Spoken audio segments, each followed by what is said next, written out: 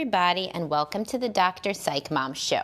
Today I am going to address a topic that a subscriber wanted me to explore, which is when you should ignore kids' bad behavior and when you should not ignore it and or give consequences.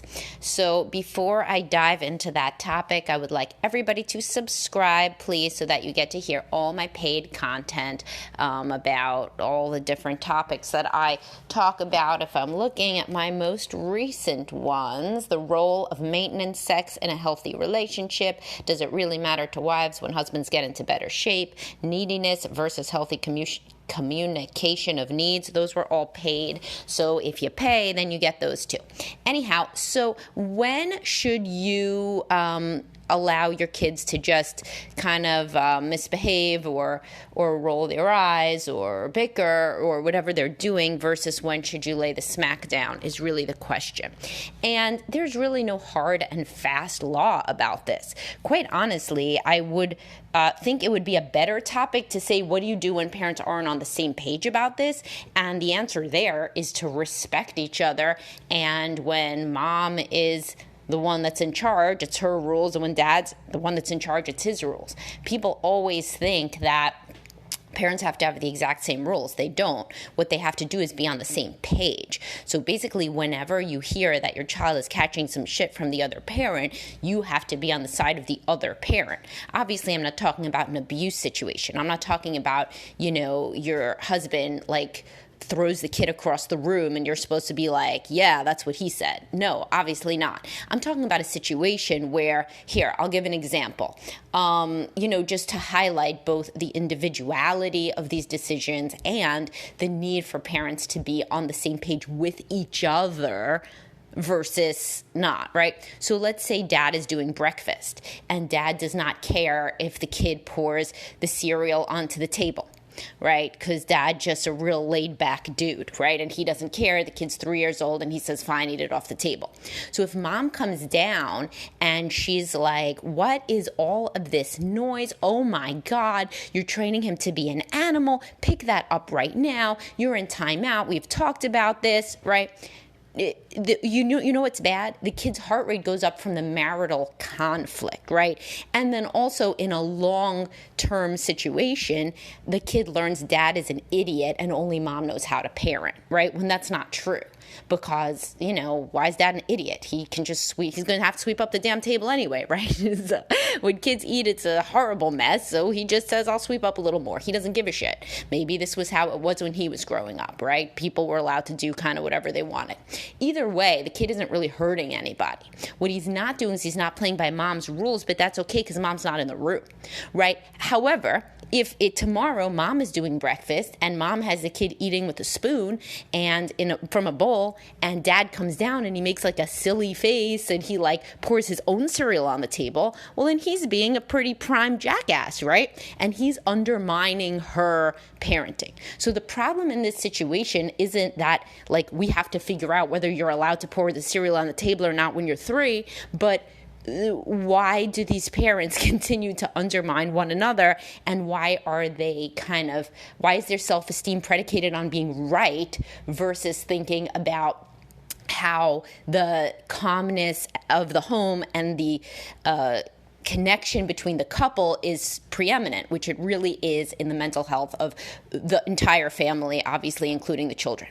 So people can have very, very different perspectives on what to allow and what not to allow, right? And this is the same with co-parenting, obviously. Your ex can co-parent very different than you do as long as the children are not getting physically or emotionally harmed. And you got to have this isn't like you say, oh, yeah, they're emotionally harmed because, they're going to not know how to live with rules. No, I'm talking about if your co-parent is telling the kid, I hate you, you're a terrible person. That's emotional harm, right? That's emotional abuse.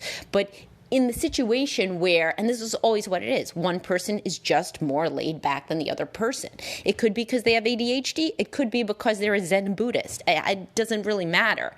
It means that they parent different than you do, and therefore you don't like it because you like to think that your way is right, and they like to think that their way is right if they are also then judging your parenting. So this is usually what happens. In terms of are there any hard stops on what sorts of behavior should lead to consequences, like timeout or removal of privileges? Usually that's just hurting somebody. It's hurting somebody or openly defying a parent, which hurts the parent's feelings. Nobody likes somebody to scream, no, fuck you, right? Or the equivalent, the child equivalent, no, you can't make me, or something. So if there's open defiance of a parent, or there's hurting of somebody else, like pushing a sibling, insulting a sibling really bad, then yeah, that would get consequences. Stuff like that goes against the rules of your home may get consequences too. You can make that decision. You tell a child to clean their room, they don't clean their room. Okay, that can get consequences. But in terms of a hard stop, what I would say what's healthy is to have immediate consequences, whether that's a stern talking to, whether that's a deep talking to, whether that's a timeout, if somebody hurts somebody else, because that's really what we want to raise as kind children who empathize with others and who are emotionally intelligent. You can refer back to my emotional intelligence podcast on that, right? And so if you allow your child to hurt others, then don't be surprised when they continue to do that for their whole life. So that would be the hard stop, and that is the thing that makes most parents most upset, is when the child is openly disrespectful because it's hurtful to the parent, and when the child hurts a sibling or somebody else. So in terms of disrespect, you have to always, of course, think about whether you have too many rules for a child to possibly follow. So if you want the child to clean their room, but you also want the child to practice violin, and then you also want the child to clean up after dinner, and then you also want the child to come down dressed for dinner, and then, like all these different things. And sometimes a child is just, can't do everything. So then they start to lie, and like in strict households, this is why there's a lot of lying, because a kid just can't do everything. So they max out. So then what do? They got to lie because they don't want to get in trouble. So this would be how authoritarian households impact children. They usually lead to children kind of fearing consequences so much that they lie, and then of course they get in trouble for lying when that's found out. So they're kind of really in a shitty situation overall. That's why you really got to examine if you have too many rules. However, on the other side, I see this more frequently in the clients that I work with nowadays, is overly permissive parenting, where there are no rules, no boundaries, and then the child is just disrespectful about anything you ask them to do because they don't think they have to, because they don't have to. You'll say, clean up your room, but then you'll never, ever do it with them or tell them it really has to be done. You'll just kind of say it, and then you'll just go do it, so they don't listen. And then as they get older, they listen less and less because they don't believe you. It's crying wolf. Every so often you say there should be some sort of a rule and some sort of thing for them to do, but they know that's not real, so they don't really respect you. So in that sort of situation, basically my point here is look inward before you give consequences. Look in at whether the parenting is fair and whether the parenting is really teaching the child how to do the things that you then want them to do. So you can't say to a child, be nice, if you and your co-parent are always yelling at each other. I mean, married in the house or not married. So like if you and your husband or wife are always bitching and sniping at each other, then you yell at your kid for doing the same thing to their sibling. Well, that's some, pot calling the kettle black stuff, right? I mean, people in glass houses and every other cliche you could think of stuff. So you got to look inward at yourself before you yell at your kid, because that situation with the 3-year-old and the cereal, you may think that that's crazy that the man would come downstairs and pour his cereal on the table, but I see shit like this all the time. Like parents trying to get at each other through the kid. So they're basically using the kid as a pawn, and they'll be like, don't you see that she the child's like fucking like 8 months old, and the woman will be like, don't you see she doesn't like when you're on your phone? It's like, what? Like, you don't like when he's on his phone, and you're saying the baby doesn't like it. The baby was looking at, baby Einstein mobile or whatever.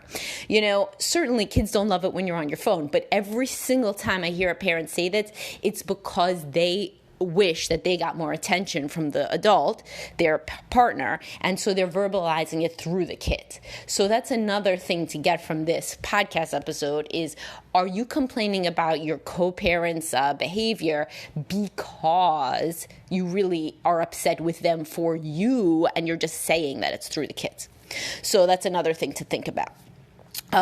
So for example, in the same question, the same reader who asked this question said, how can you get your spouse to recognize that if a child is smart and they're gifted, they can still have tantrums like other kids, and they shouldn't be held to other standards because, they may not develop the same intellectually but they're still, developmentally a child, etc., whatever. Basically, getting at the idea of how do I make my co-parents see that XYZ is right is usually not going to work. Imagine how different this would go if you said, God, my kid can be so annoying when they tantrum. And, I'm going to empathize then with my spouse. And maybe there's something that both of us are doing that sets it up so that my kid tantrums all the time, which is objectively a behavior that is bad, that's never going to get my kid anywhere in life, is like losing his shit. Like if he's 2 years old, like, yes, 2-year-olds have tantrums, but honestly, they don't all the time. They really don't, and they usually don't at school. And that's how we know that it's not like usually just a 2-year-old thing. It's usually a parent is getting frustrated, kid is then getting frustrated. The two of them are not interacting well with each other, because many kids tantrum at home that never tantrum at school. And it's not always because they're like so relaxed and happy at home. Like, people like to say, sometimes it's because there's just no fucking rules at home. The inmates are running the asylum. Kid doesn't know what's happening next. And so the kid tantrums. So think about it this way. If you have this issue or any other issue with your spouse, say to yourself, why am I not taking my spouse's position on this and only the kid's position? Do I have any resentment about other things currently going on with my spouse? And then work through those things. Because if you said to your spouse, geez, these tantrums are like unbelievable. I think that something I'm doing is I'm being like a little bit too loose and free and easy with the rules, like you always tell me. And, sometimes you could be harsh. I feel like probably we got to get in the middle on this, because probably nothing either of us is doing is working. I wonder if there's anything, like, what do you think that we should try in terms of afternoon routine so that he's not tantruming all the time? Right? Coming to your spouse like that can get you somewhere. If you're like, hey, I read this article on how gifted children have asynchronous development and therefore your rules are too stringent, and maybe you could just read this book real quick while I stand over here and teach our kids some more math. That shit's not going to work, right? And everybody is tempted to do that. Everybody's tempted to come in like the big parenting guru, especially women who read like approximately, from my clinical experience, 46,000 times as many parenting books as men do. But just because you read all those books doesn't mean that you don't also have your own issues. So come at it from a place of, we are probably fucking up this issue. I really see your point about this kid, and therefore let's brainstorm ways to make our family routine different and better so that everybody is happy.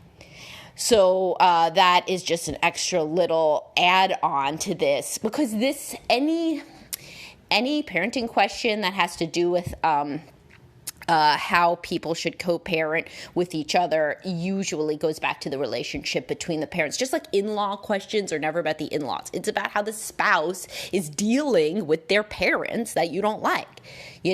So think about that in terms of this as well, is what is going on? What are stressors with your spouse that are being expressed through the arguments about how to parent the child?